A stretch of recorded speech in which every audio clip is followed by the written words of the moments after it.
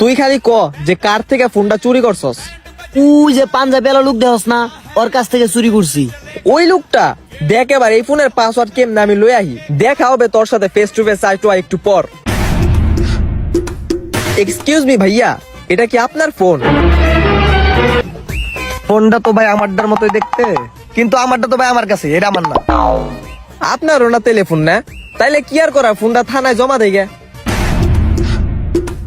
ওই ভাই শুনেন শুনেন কি হইছে ভাই? ভাই, আমার ফোনটা তো পাইতাছি না, ফোনটা মনে হয় আমারই। ফোনটা আপনার, কিন্তু কোনো প্রমাণ তো নাই।